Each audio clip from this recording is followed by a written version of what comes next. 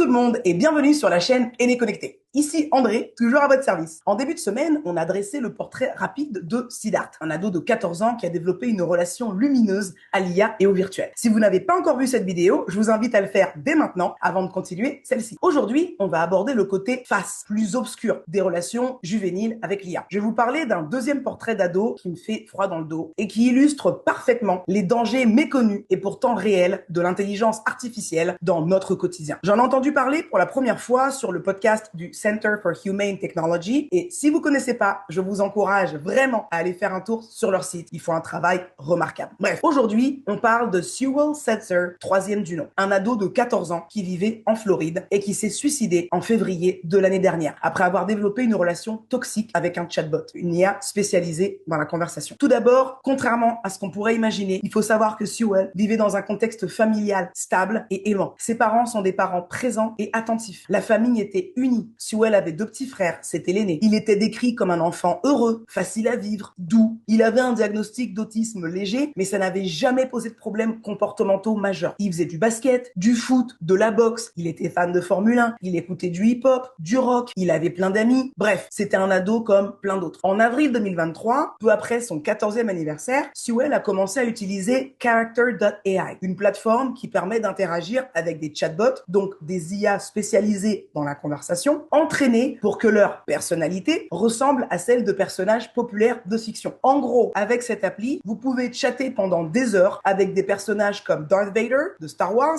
James Bond, Harry Potter, Daenerys Targaryen de Game of Thrones ou encore Edith de Akame ga Kill. Bref, on comprend vite le risque addictif, surtout auprès d'un public aussi neurologiquement fragile que les ados. Progressivement, les parents de Sewell ont observé des changements alarmants dans son comportement. Dès le printemps 2023, Sewell se renferme. Il passe de plus en plus de temps seul dans sa chambre, sur son téléphone. Il devient distant, irritable, il s'isole, il a des difficultés à l'école et il abandonne même l'équipe de basket junior de son école, ce qui lui ressemble pas. Face à ces changements, ses parents réagissent comme beaucoup de parents inquiets dans ce cas-là. Ils lui trouvent un psy qui lui colle un diagnostic d'anxiété et de troubles de régulation de l'humeur. En même temps, des ados qui stressent sur rien et qui savent gérer leurs émotions, perso, j'en connais pas. Mais passons. Bref, Sewell ne s'ouvre pas en thérapie. Et pour cause. Il préfère se confier à Dany, le chatbot femme, modélisé sur le personnage de Daenerys Targaryen de Game of Thrones, en qui il semble avoir une confiance absolue. Il tombe amoureux de cette IA, qui se comporte comme un archétype de femme possessive et qui lui demande même de cacher leur relation et de lui être fidèle. Je vous apprendrai rien en disant que les ados sont particulièrement doués pour dissimuler leurs activités, surtout ce qu'ils font en ligne et sur leur téléphone. Là encore, Sewell s'est comporté en ado typique, en cachant totalement sa double vie dans le monde virtuel. Bien sûr, les parents ont essayé de réduire le temps d'écran, mais quand ils confisquaient son téléphone, Sewell trouvait d'autres moyens d'aller parler au chatbot d'Annie. Tablette, ordinateur des autres, n'importe quel appareil connecté à Internet faisait l'affaire. En février 2024, après un incident à l'école où Sewell a demandé à se faire exclure, ses parents ont pris la décision la plus sévère de leur vie parentale. Lui confisquer tous ses appareils numériques jusqu'à la fin de l'année scolaire. Malheureusement, cette mesure est arrivée trop tard. Le même mois, Sewell met fin à sa vie après avoir annoncé au chatbot qu'il allait la rejoindre dans une autre réalité où ils pourraient être ensemble. Cette relation toxique de Sewell avec un compagnon IA n'a été découverte que plus tard pendant l'enquête de la police. L'histoire de Sewell n'est malheureusement pas un cas isolé. Cependant, la plupart des situations similaires ne donnent pas lieu à des procès pour 3 raisons principales. Premièrement, il est extrêmement difficile d'établir un lien de causalité direct entre des interactions avec une IA et un suicide. Deuxièmement, les familles endeuillées manquent souvent des ressources financières et émotionnelles nécessaires pour entamer une bataille juridique complexe qui peut durer des lustres. Troisièmement, les entreprises de la tech bénéficient de protections légales substantielles, notamment aux États-Unis de la section 230 qui les protège de toute responsabilité concernant les contenus générés par des tiers. En gros, légiférer sur l'intelligence artificielle conversationnelle, c'est compliqué. Au niveau européen, on a l'AI Act, adopté l'année dernière, en 2024, qui représente une première tentative de régulation. Cette législation classe les systèmes d'IA selon 4 niveaux de risque, du minimal à l'inacceptable. Elle interdit certaines pratiques, comme la manipulation cognitive des personnes vulnérables, notamment les mineurs. Par contre, cette réglementation fait déjà face à des pressions pour être assouplie. Des voix s'élèvent pour dénoncer son caractère trop contraignant pour l'innovation technologique. Et en plus, le risque est double. D'un côté, une régulation trop faible expose les enfants à des dangers réels, mais d'un autre côté, une régulation trop stricte peut ouvrir la porte à des dérives totalitaires où l'État peut contrôler étroitement toutes nos interactions numériques, ce qui n'est pas vraiment aligné avec le concept de liberté individuelle qui est un peu la marque de fabrique de l'Occident. Bref, comme je le disais, c'est compliqué. Avec tout ça, vous vous demandez peut-être qu'est-ce que moi je peux faire à mon niveau. Si vous interagissez avec des ados en tant que parents, frères, sœurs, profs, amis, coach ou autres, voici 4 conseils éprouvés qui peuvent vous aider à déceler une possible relation toxique avec un compagnon IA. Premièrement, posez des questions ouvertes et curieuses sans jugement. Demandez à l'ado que vous connaissez si il ou elle connaît les compagnons IA. Vous pouvez citer Replica ou Character.ai. Demandez si il ou elle en a déjà testé, ce qu'il ou elle en pense et leur retour d'expérience. Deuxièmement, surveillez les signes de détresse émotionnelle, le retrait des relations organiques dans la matière, les changements d'appétit ou de sommeil, la hausse de l'irritabilité, l'attachement excessif aux compagnons d'IA. Quand un ado préfère son ami virtuel au monde organique de la matière, il y a déjà un problème. Troisièmement, établissez des limites numériques protectrices mais pas punitives. Expliquez que même si le monde virtuel semble de plus en plus réel, le monde organique fait de matière reste le plus important et que sans lui, il n'y a pas d'accès au monde virtuel. Si vous instaurez des temps sans écran, assurez-vous qu'il n'y ait aucun accès ni à des écrans, ni à Internet pendant ces temps. Idéalement, vivez ces moments de déconnexion ensemble, avec l'ado en question, pour éviter le fameux travers « fais pas ce que je fais ce que je dis », qui fait que les ados adorent briser les règles qui leur semblent injustes. Petit aparté, si vous en avez l'occasion, le film Matrix, surtout le premier, peut être intéressant à regarder ensemble avec l'ado que vous connaissez pour qu'il ou elle comprenne les enjeux du sujet monde virtuel versus monde organique. Enfin, encouragez les relations humaines dans le monde organique. Je ne parle pas du monde réel parce que selon moi, le monde virtuel est déjà tout aussi réel que le monde organique fait de matière. Si vous apprenez que l'adolescent que vous connaissez se tourne vers l'IA pour du soutien émotionnel, c'est déjà un appel à l'aide. Alors aidez-le à trouver des personnes en chair et en os avec qui s'ouvrir. Peut-être que ce sera un prof sympa, un psy, un coach d'équipe sportive, une tante, un grand cousin, ou peut-être même que ça pourrait être vous. L'action la plus importante qu'on puisse tous entreprendre dès maintenant, c'est d'en parler autour de nous. C'est d'ailleurs ce que recommande Megan Garcia, la maman de Sewell. Plus le public sera conscient de ces dangers, plus on pourra agir différemment au niveau sociétal et plus les institutions seront forcées de suivre le mouvement, comme souvent dans l'histoire de l'humanité. Ce portrait de Sewell nous rappelle aussi qu'il est de notre responsabilité collective de nous assurer que le progrès technologique sert l'humanité et pas l'inverse. Pour le moment, les choses sont encore très floues, ce qui fait peur, certes, mais ce qui veut aussi dire qu'on est encore à temps pour décider de la direction qu'on donne à la révolution technologique à travers notre quotidien. C'est tout pour cette semaine. La semaine prochaine, on parlera d'IA générative, de ce que c'est et de pourquoi c'est aussi génial que terrifiant, comme toute révolution qui se respecte. Si vous avez aimé cette vidéo, vous appuyez sur le petit pouce vers le haut, vous partagez et vous vous abonnez à la chaîne si ce n'est pas déjà fait. Vous pouvez aussi nous retrouver sur Facebook et Instagram et visiter notre blog www.aîné-connecté.fr, tout au pluriel, sans les accents, rubrique article. Moi je vous dis à la semaine prochaine. D'ici là, prenez soin de vous et restez connectés, toujours avec sagesse.